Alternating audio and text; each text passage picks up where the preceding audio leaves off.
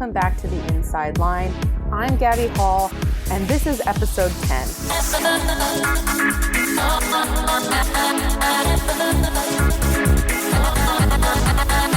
For most of you who are regular listeners, I hope, you're already familiar with our amazing sponsor, Team Ski Safe. I wear my bracelet nearly every day, particularly when I travel. Team Ski Safe bracelets are great for people involved in action sports like skiing because it makes it easier for first responders to treat you effectively in the event of an emergency. I have my emergency contacts information engraved on my bracelet, and the unique ID on that bracelet gives first responders access to important medical information I have loaded into Team Ski Safe's system. Team Ski Safe is the official medical bracelet of WIS Sports. You can find more information about the bracelet and the great range of colors and styles by visiting their website at teamskisafe.com. And when you order your bracelet, remember to mention the Inside Line. Well, let's dive in. First, does anyone have Olympic fever? And I'm not talking about the nasty flu strain that's going around. I'm talking about Olympic fever. Symptoms include getting all hot and bothered, speculating about who's going to win gold, and scheduling your life around the primetime coverage. Anyone out there? I definitely have it. I am so excited, you guys.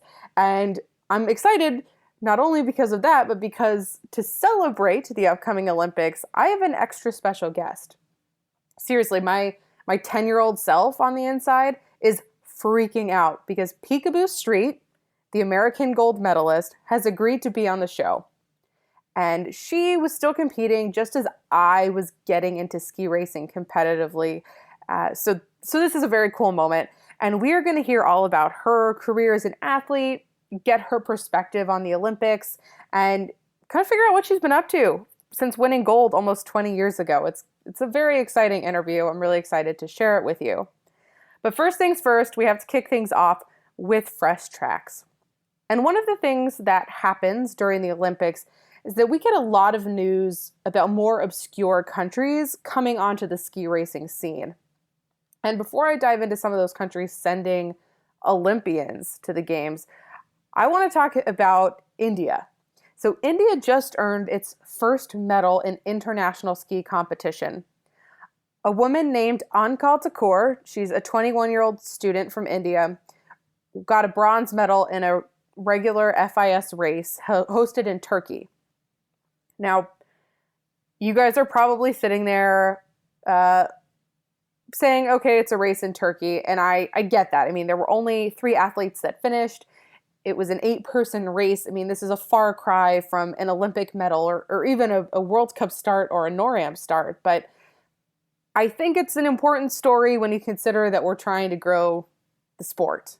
Her story went viral because it's one of those feel-good stories that even non-ski racing fans can get on board with. It caused such a commotion that the Prime Minister of India, Narendra Modi, praised her third place as a historic accomplishment. It's a sport that very few people pursue in India, and it's even more stunning when you consider that she's a woman. Less than 100 of the 700 members of the Winter Games Federation of India are women, so they're few and far between. But in her case, her father actually runs the federation, so you could probably say she has a leg up. And when she told her dad that she had gotten third, her dad is quoted as saying, "I asked her if it was a souvenir the organizers gave to all the participants. We never thought we would win a medal in an international competition." Her dad said that to the Thomson Reuters Foundation. Now, like I said, for ski racing fans, you know that being 21 seconds out at a race is not something most people would generally celebrate. But in a sport that's shrinking and often too expensive to attract a lot of new athletes, I think that seeing an atypical country excited about the sport is a great thing. And while we don't expect her to see her competing in the Olympics, maybe we'll see her in Beijing in 2022. So keep your eyes out for her. Along the same lines, Kenya has qualified its first alpine skier for the Olympic Games. A girl named Sabrina Scimitar was born in Kenya. She was actually raised in Austria starting at the age of 3. And she's the second athlete from any sport in Kenya to compete in a Winter Olympics. And, she has lived in Austria most of her life, but she says her roots are Kenyan. And even though she hasn't really lived there, she's very proud of her roots there, and she's looking forward to representing the country. If you're looking out for her on the slopes, she's very easy to spot. She has an awesome leopard print speed suit, usually neon colors. I'm not sure what the Olympic suit will look like, but the one I've seen her wear at World Champs is pretty cool. She did compete at World Champs, like I said, in St. Moritz last year. She's competed in the Youth Olympic Winter Games, had a couple top 30 finishes there. And she's also currently in Davos, Switzerland, competing in the Junior World Championships. So, she's had exposure to international competition. I won't say that the Olympics are a big deal, but at least she's been exposed to that level of racing before. And the final one I want to mention, and there's a lot of these stories, so I'm hoping I'll be able to touch on them throughout my episodes of the games, but the final one I want to mention involves North Korea. There will be a North Korean skier, Kim Ryong-hyung, and if you're looking for on the start list, the country acronym for North Korea is PRK. So in addition to her, there's planned to be 2 male skiers, so keep an eye out for them. But Kim is 25 years old. As far as I can tell, she's only raced in 2 FIS races. They were Super Gs last March in Iran. She's one of 6 active female FIS athletes from North Korea, if you go onto the FIS website. So there's not a ton of depth there. I don't think that would necessarily surprise anyone. But Kim is the oldest among them. And this is all part of those diplomatic efforts to bring North Korea into the games, part of these talks between South Korea, North Korea, who have obviously been at war for a long time now. And they're going to be marching together in the opening ceremony, and there's a lot of efforts to show unity between those 2 countries. And I think this is part of that effort, not only to bring those 2 countries together, but also the growth of skiing in Asian markets. I mean, that's part of the goal in getting the Olympics to Pyeongchang and then Beijing in 2022 is to bring more people into alpine skiing. And if you're interested at all in that topic, I thought it was very fascinating.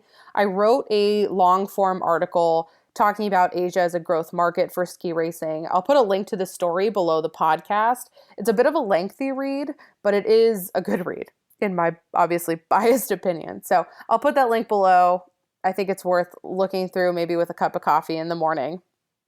Now, we can't leave our news section without talking a bit about the World Cup. Since our last episode, there have been speed races in Cortina, tech races in Kronplatz and Lenzerheide. So there's been a lot going on. Handful more races before the games in Garmisch, Germany. Stockholm is a city event. But I'm just going to give you some of the highlights in case you missed them in the news. So in Cortina, Lindsey Vonn has historically done very well at that hill. She got 2nd place. Won one of the downhill races, adding to her record as she continues to go for the all-time wins. That's her 79th victory. But she wasn't the only American to do well. Michaela Schifrin and Jackie Wiles both earned podium results at the venue. And then perhaps, the biggest news of all that came out of there was the retirement of Giulia Mancuso. And, if you haven't heard, Giulia Mancuso was a medalist in 3 consecutive Olympic Games. She was a big event skier. When it was a World Champs or an Olympics, she came out and could often get on the podium. She underwent hip surgery a few years ago and has been trying to come back, but just could not get back to the level that she wanted to be at. Didn't make the Olympic team and announced her retirement in Cortina. I'm also going to put a link to that article below if you want to learn a little bit more about her career. It started all the way back in 1999. She's had such an impact on the sport. And I'm just particularly proud of how the piece turned out, so I'll put that link below. Now, after Schifrin snagged that top 3 result in Cortina, things have gone a little haywire, which I attribute mostly to exhaustion, and that seems to be what she says, based on what I've read online. I'm not over in Europe, obviously, right now, so I'm reading stories secondhand, but after 11 podium results in a row, she DNF'd in Cortina Super G and then in the Kronplatz GS. She got a 7th in the Lenzerheide GS. And I think the final thing that surprised people was when she DNF'd in the slalom at the Swiss venue. Because it's one thing to ski out in Super G. That's not her primary event. Even in GS, I would say has totally the potential to win. She can absolutely dominate in that event. But you have the Victoria Ravensburgs, the Tessa Worleys that can all come in and win. The slalom is what hit because, as we all know, that's her signature event. So she DNF'd right towards the bottom. She was on track to win, so it's not like she's not skiing fast, but she just couldn't keep it together at the bottom. And she's actually said that part of the challenge of this multi-event schedule that she's on is that she does feel that the girls who are able to just focus on GS or just focus on slalom have an advantage. So you look at someone like Petra Vlhova of Slovakia, who actually won the slalom in Lenzerheide, and she doesn't have speed on her schedule. So she's able to take breaks just to train slalom and GS and then race slalom and GS. She's not trying to fit them all into her schedule. So Schifrin is actually taking a bit of downtime from the circuit. She's flying to South Korea this week, get adjusted to the time zone and all of those things as she prepares for the Olympics, where she will be a multi-event medal threat. And beyond the racing news on the World Cup, I really want to talk about Petra Vlhova's teammate, actually, Veronika Velez-Zuzulova. She came back to racing just 4 months after tearing her ACL. And for those of you familiar with knee injuries in the ski world, people don't come back for 6 to 8 months after surgery. But Velez-Zuzulova underwent an experimental surgery, somewhat experimental, I should say. It's not really being done, particularly on professional athletes. And she's back, and she skied really well. She had a top 15 finish in Lenzerheide. But if you're interested in learning more about this surgery and what makes it special and unique and allows for this recovery time, Steve Perino, the NBC analyst, interviewed her surgeon in a Tips and Tales podcast. It's our podcast on skiracing.com. It's a really interesting interview. If you have a drive you're doing maybe to your next ski race, I recommend turning that on. It's a really interesting listen and kind of interesting to hear where we're going in terms of surgical advancements, particularly for professional athletes. And I think ACL injuries are one that a lot of athletes go through. So, definitely worth listening to if you're a coach, parent, athlete, however you're involved in the industry. But before you go listen to that, we have the highlight of the show to get to, my interview with Picabo Street. Picabo won Olympic gold in the Nagano Super G in 1998 and also took home a silver in downhill 4 years earlier in Lillehammer. She also earned 3 World Championship medals, including winning the downhill at the 1996 World Champs in Sierra Nevada, Spain. And, since retiring at the Salt Lake City Olympics in 2002, she's kept busy. We've seen her pop up on the news radar every once in a while. But we're going to check in and find out what she's really up to these days.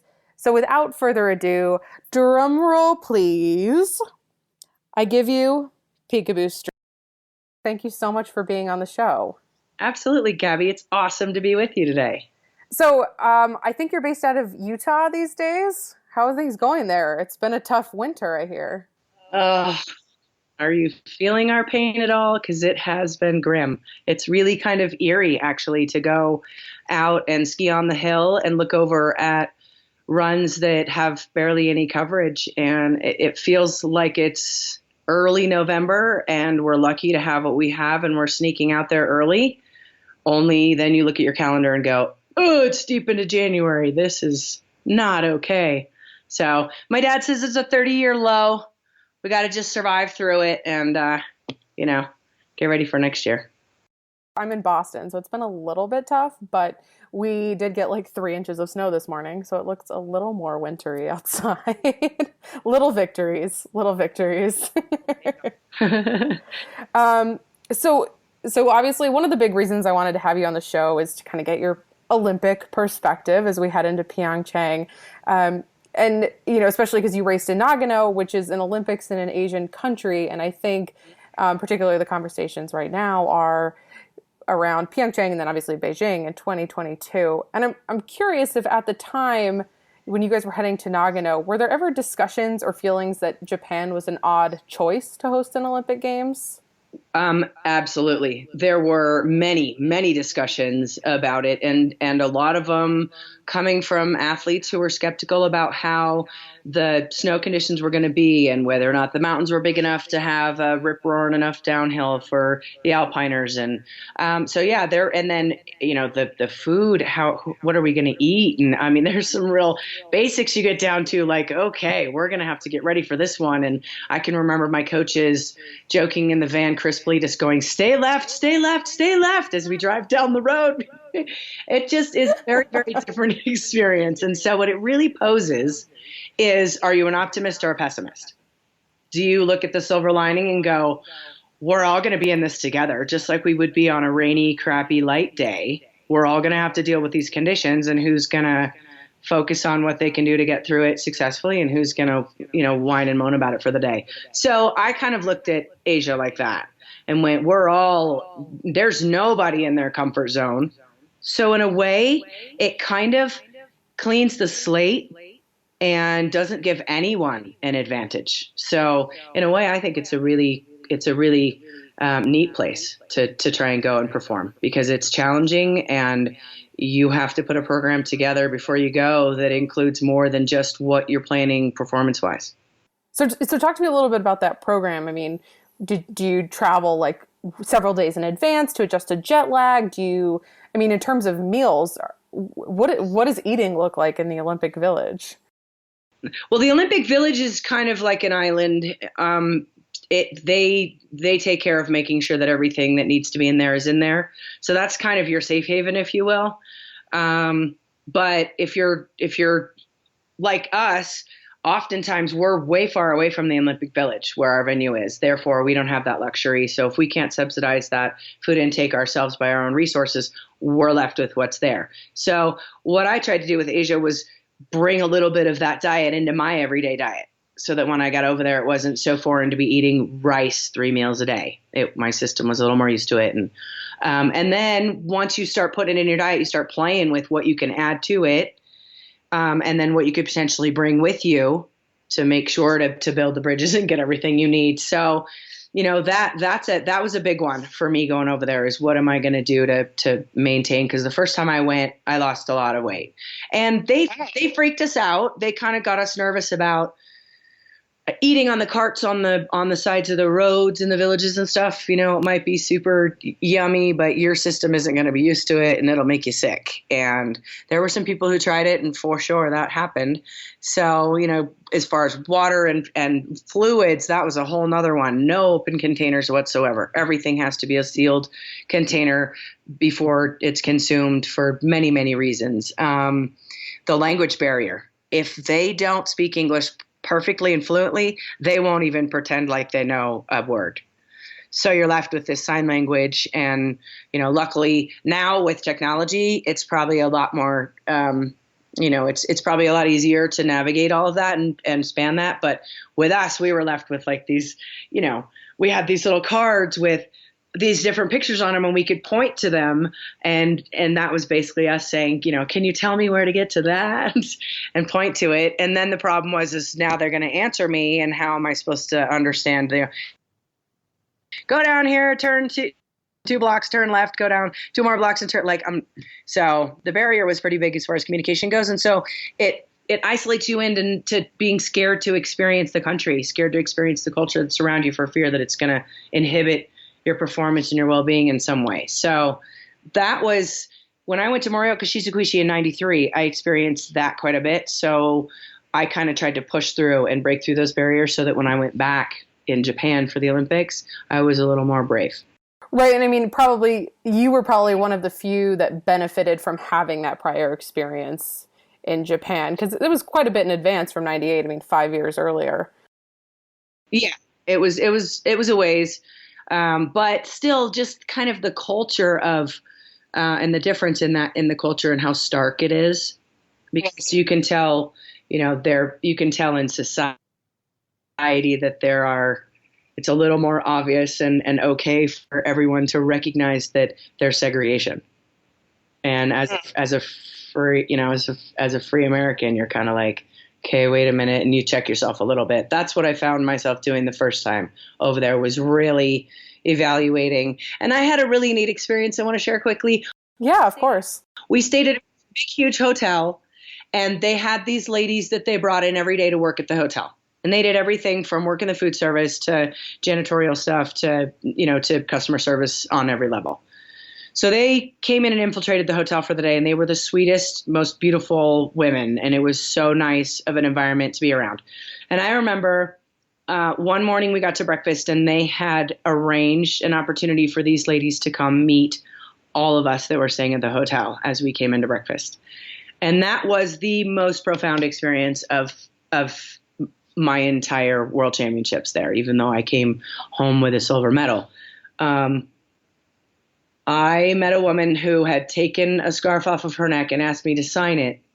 And it was so beautiful. And I just knew that it was expensive and that it was special to her. And I did not want to ruin it with my signature.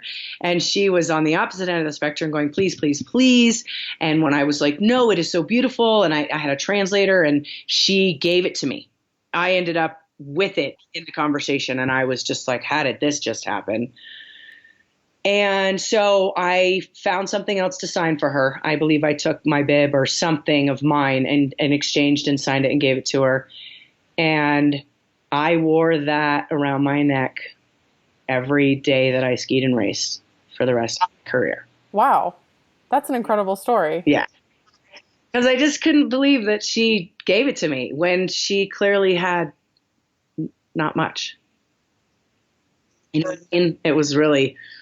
Still to this day, I think about her, I can see her face. Yeah. So, right, those kind of gifts that I carried along that I used for my motivation. So then the next time I went, I knew that those kind of people were everywhere. Right. And what an impactful thing. I mean, it's interesting that you bring that up because you did so much in your career in terms of like winning Olympic medals and all these things, and something like that to have such an impact on you in your career. I think that's part of the incredible part of ski racing, I guess, is the exposure you get to all these other cultures.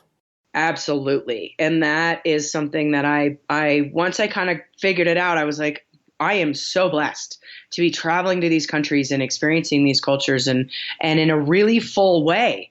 Like they taught us how to do the green tea ceremony and write our names in Japanese. And, we really learned a bunch of stuff, how to fold your kimono and what right over left and left over right. And they mean two totally different things in the culture. And the casual way to say, gozaimasu. As you're leaving the instead of, domo arigato gozaimasu, instead of gozaimasu, and you learn kind of it was just fun. And then to hear in my mind forever, ding dong, satate kudasai, which was the chairlift saying, move forward and sit down. And, forever and ever, it's those kind of things. And, the minute and a half, 2 minutes I spent ski racing was, it was the reason I was there, but it's faint compared to everything else. Beyond your experience, obviously from a cultural perspective, which had a huge impact. I mean, in Nagano, I think the outside world most remembers your gold medal, which I think it's crazy to think that it's been 20 years since that happened. I imagine it's crazy to think that for you. I mean, can you talk to me a little bit, like looking back on that moment, did you realize like how big of a deal it was as it was happening? Like, what is that moment like? So I wanted to be able to realize how big, but I was so worried because there were so many. Super G is such a roll of the dice kind of event that there's always one or two surprises in there. And I considered myself one of those surprises. Therefore, I was like, well, there's at least two more. So I was kind of holding my breath, waiting the whole time because, running number two, I had to wait for everybody to come down and potentially bump me. So I actually felt more stress and more nerves after the race, waiting to see if I had pulled it off than I did beforehand. Because before you're just kind of in motion, like, getting there and doing it and doing what you have to do. So, but once Mickey crossed the line and I knew that was kind of the last threat, and that was probably how it was going to stick. Then I really honestly slid into a place where I was like, okay, now I'm in no man's land. This is what I've been dreaming about all my life. This has been my wish on every birthday cake, on every shooting star, or on the first star I see at night, on the one headlighted car, on 11:11 on the clock, on your eyelash, on your nose, on your clasp, on your necklace, like you name it.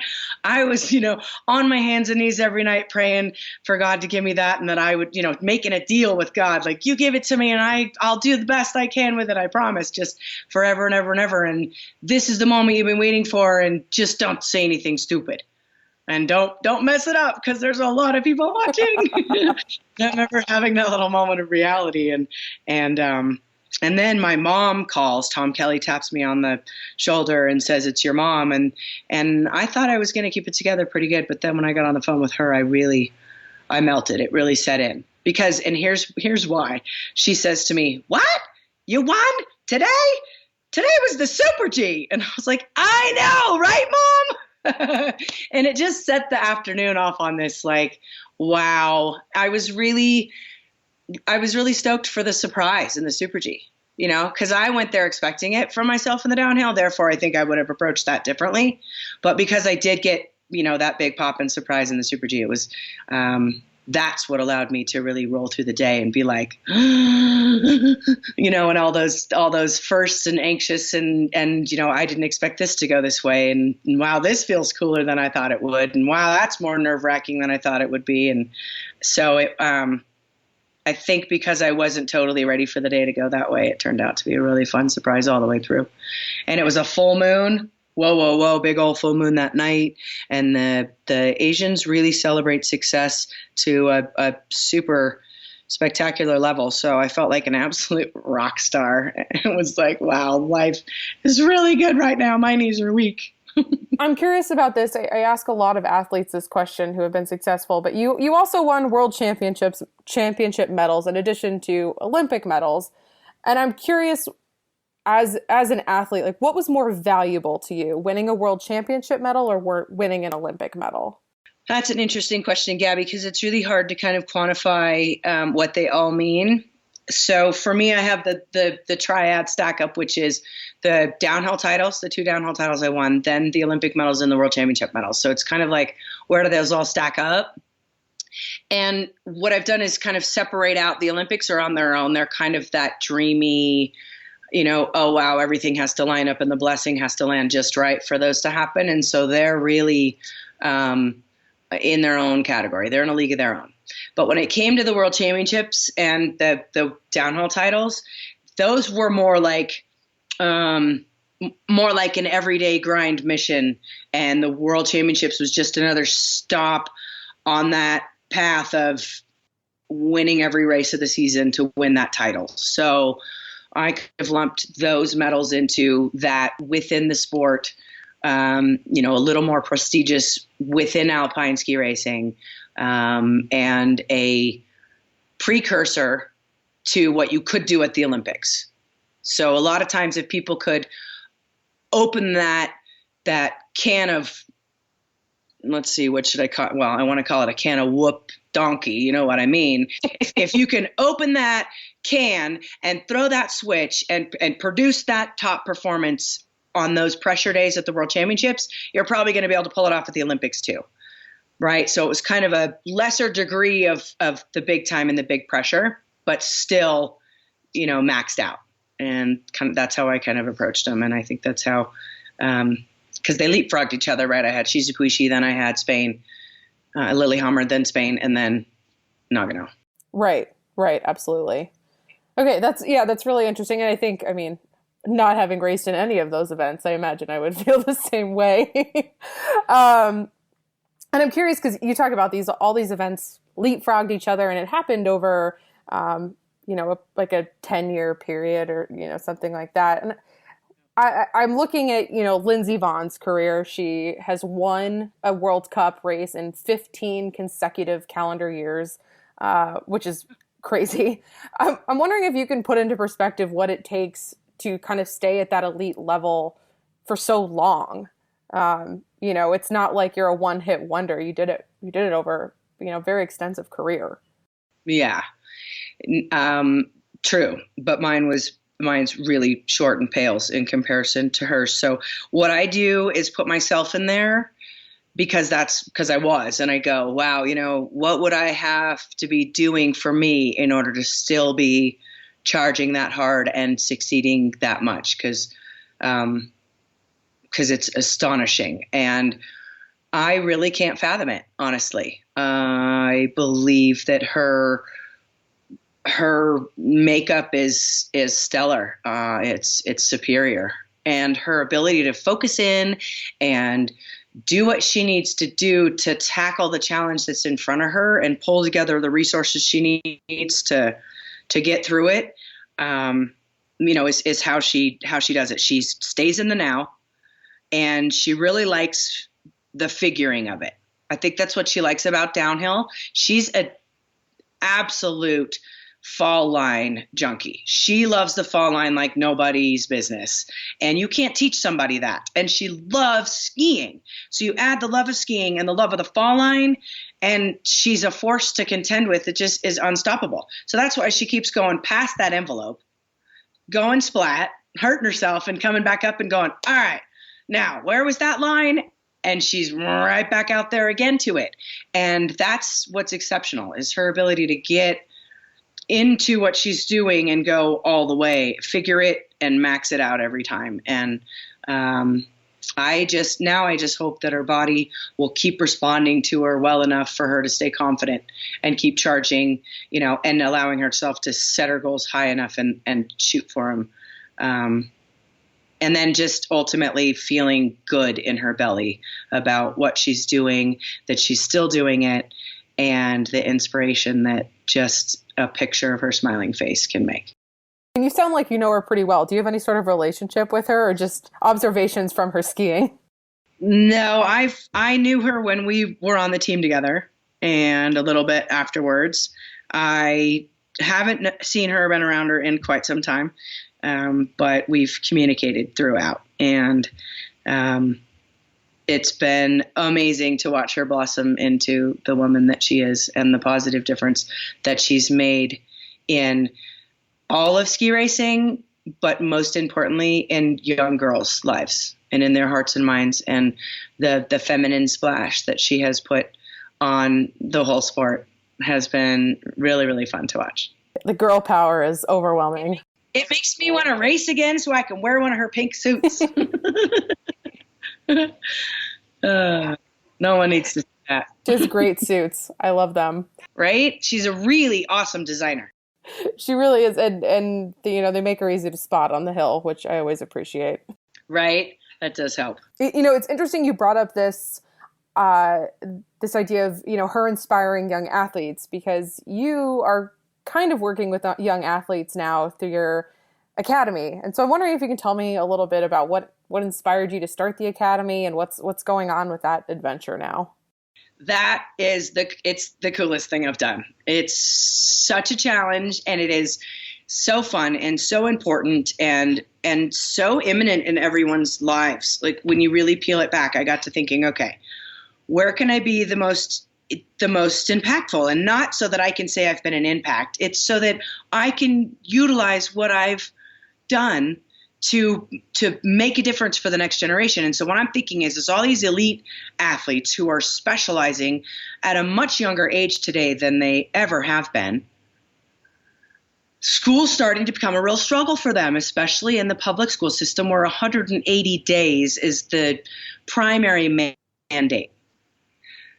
So these kids look at this and go, how am I possibly going to spend 180 days in my seat there while I'm training here and racing there and training here and racing there? And it's all year round now. It's not just a seasonal thing where, oh, the snow's starting to fall. Okay, well, let's do some dry land to get ready to go, and then we'll race for a few months and be done with it. No, they're chasing the snow all over the world, watching the water flush the other direction in the southern hemisphere for half of those camps.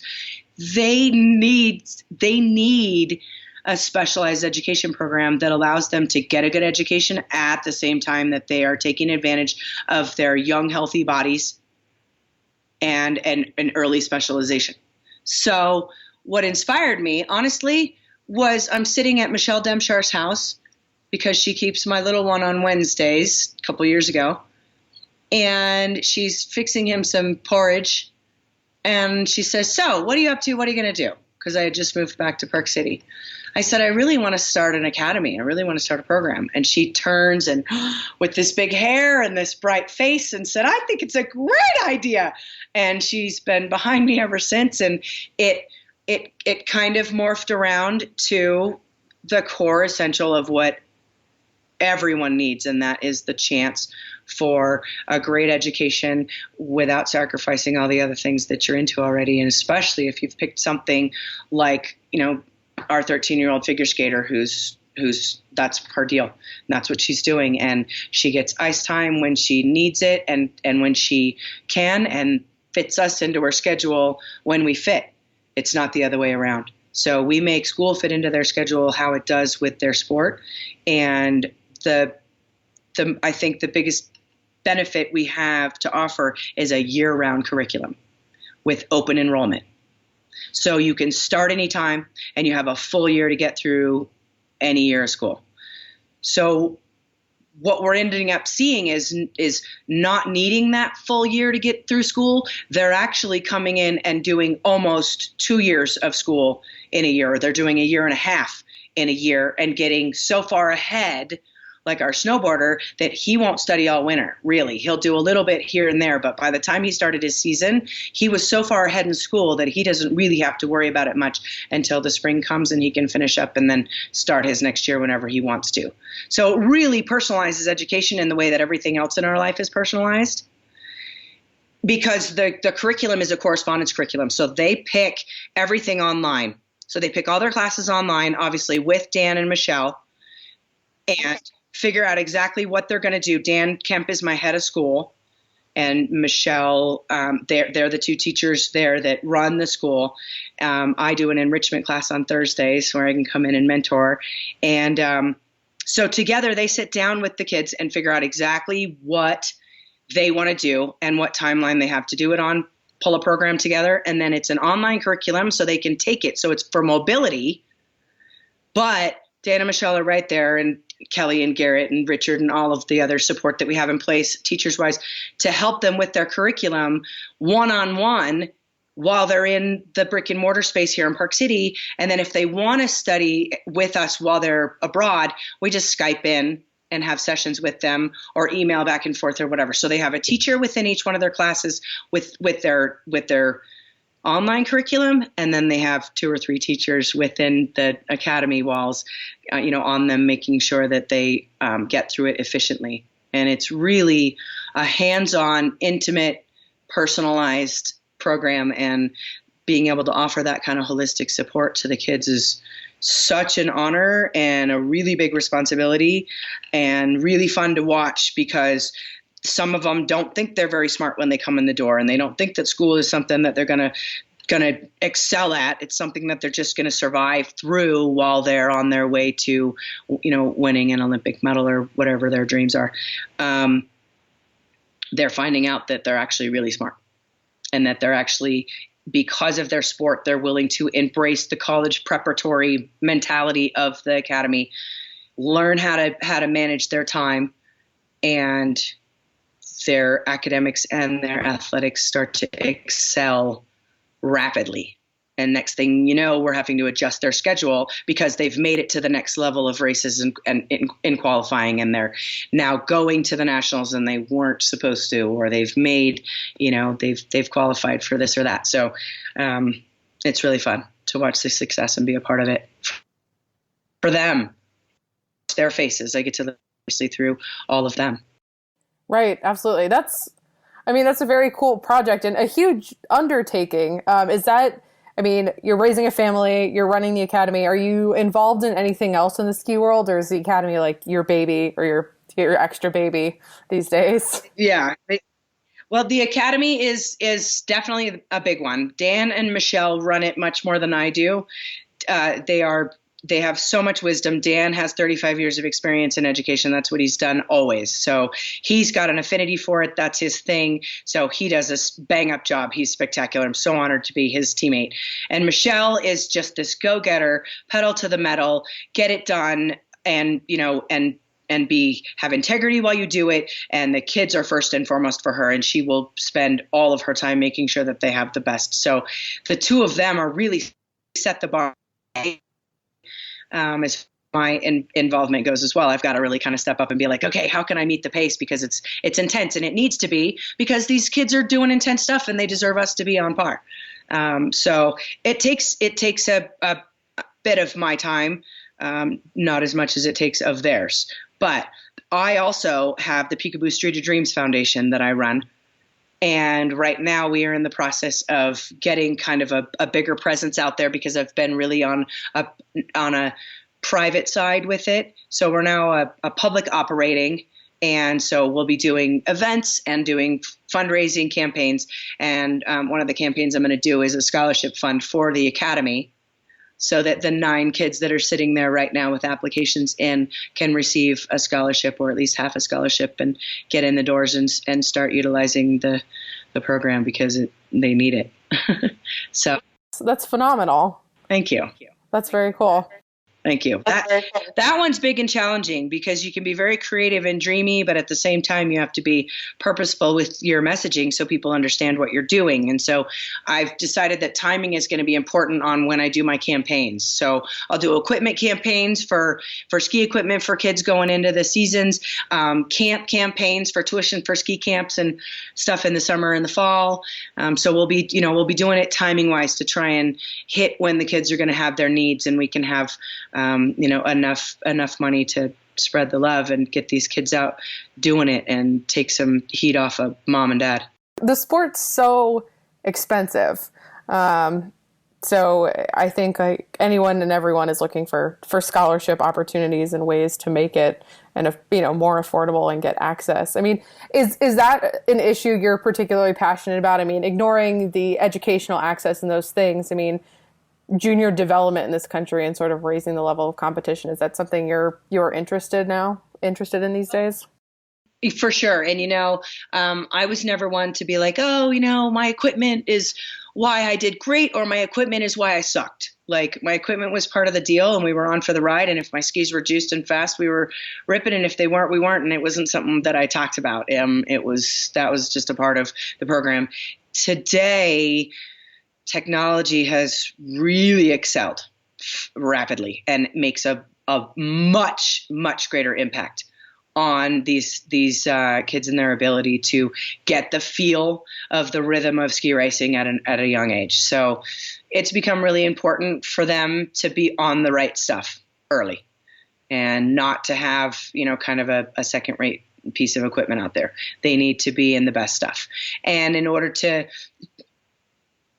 for a while, there's this, I just need the equipment. And then it switches in their mind to, if I don't have a pair of training skis and a pair of race skis, am I now at some disadvantage? And they're aware of this, right? So now you get the mental and emotional game that comes into play going, are you providing them with enough stability to actually feel like they even can compete when they leave the starting gate? And it's become a very real part of it. Therefore, there has to be a net built underneath these young racers for equipment to make sure that they can get what they need as they excel forward. And it's going to, I think a lot of the reps that rep the equipment for the companies, the coaches that manage the racing programs, and the moms and dads all need to stay, in cahoots communicating about what kind of bar is set for the athletes as far as equipment goes. How early are we going to double down and have a pair of training skis and a pair of race skis? Realistically, like, let's sit down and have a conversation about this when dry land starts. When everybody's getting ready to get their checkbook out and go buy a bunch of stuff for the year, why don't you make a pact as moms and dads and go, no training skis this year. We're just doing one pair of race skis. We'll team up on who's tuning them how to keep them in good shape. We'll replace if anybody blows an edge, but let's kind of, reduce the spending here and the need for so much craziness. And let's go through a season being minimalists and wait for 2 years before we double down on those training skis. Those are things that people can do with inside their community and their own program to make sure that it doesn't get out of hand for these kids, because If you leave it up to them, they're going to watch the racers at the top level. They're going to see what they have, and they're going to go, why don't I have that?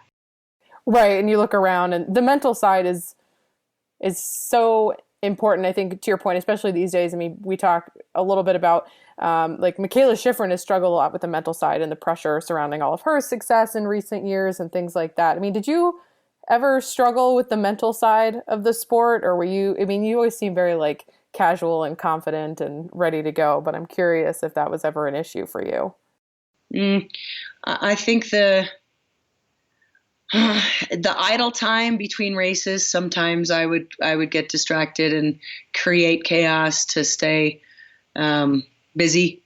But I think as far as my approach to racing, when it was kind of this learn to channel it, learn to modify it, learn to focus it, was more so my challenge than do I feel like I am going to pull this off.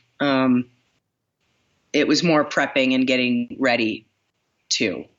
And, and it was little comments like Tamara McKinney, my absolute idol, who I still fumble at the mouth when I get around because I love her and think she's so amazing. She looks at me and says, you have an incredible fire, but it's only when you learn how to channel it will you be unbeatable. And I'm going, okay, wait, that was a really loaded statement. Like, you got everything it takes and you're totally going to be unbeatable, but get it together, kid. And I was like, okay, wait, it kind of reminded me of when I was, I think I was 10 and I told my dad, I'm going to the Olympics to win a gold medal. And he was like, all right, he turned and walked away. And I was like, no, I'm serious. And then he was like, fine, all our family apples are going in your basket then. And I'm thinking, oh, he believes in me. But what if the basket gets heavy? But he believes in me. But what if the basket gets heavy? Tamara's was kind of the same thing. Like, wait, she just told me that she believes in me, I think. So it was, those little moments when it was like, okay, I got to tighten this up. I got to focus this in and wrangle it. And so answering questions about what do I do with fear when I don't have any fear, but I don't know how to tell a little girl who's asking me what I do with my fear, because I don't want her to think that because she has fear, she can't race as well as me. So I'm asking friends who race who I know are fearful and having to come over that. What do you do to overcome your fear? So I have an answer to that question. That's the kind of methodical working that I was doing throughout my career to make sure that I was doing it right. Interesting. Okay. Well, I think we've been talking for about a half hour now, so we'll come to a close. I know. I feel like we could go on for days. I'll have to bring you back on the show to co-host, come up with a topic for us to talk about. That would be really fun. Okay. I'll brainstorm maybe something around U.S. Nationals since they're at Sun Valley, your home ski area. I'll be up there, and I'm doing the welcome speech at the opening ceremonies. Try and do something really fun for it. So excellent. Okay, we'll plan to connect in March then around U.S. Nationals and do something fun for an episode. Thank you so much for being on the show, Picabo. I appreciate it. Thanks for having me. Now, before I sign off, I have a couple shameless plugs to make. First, if you haven't already downloaded the app Anchor, like the anchor for a ship, WIS Sports Radio has a short morning show that I co-host occasionally where myself and Chris Stafford talk about the latest headlines in women's sport. It's not just skiing. We've talked about everything from the Larry Nassar trials to gender wage gap to the Australian Open. So I hope you'll tune in there. If you guys are loving this podcast, The Inside Line, please leave a 5-star review on WIS Sports Radio on iTunes. I also welcome any ideas you have for guests or issues you'd like to see discussed on this podcast. Feel free to leave a comment below, tweet me at Hall_Gabbi, find me on Facebook, shoot me an email. I am totally open to suggestions. More episodes of The Inside Line can be found at wisports.com, skiracing.com, and on any podcast player you use. Just search WIS Sports Radio. With over 760 episodes, over 30 unique shows, and a global audience of 1.5 million, WIS Sports Radio is the largest network of podcasts for women's sport. That's all I've got for you this week, folks. Next time we chat, I will be at the 2018 Olympic Winter Games in South Korea, and I look forward to checking in with you there. Talk to you soon.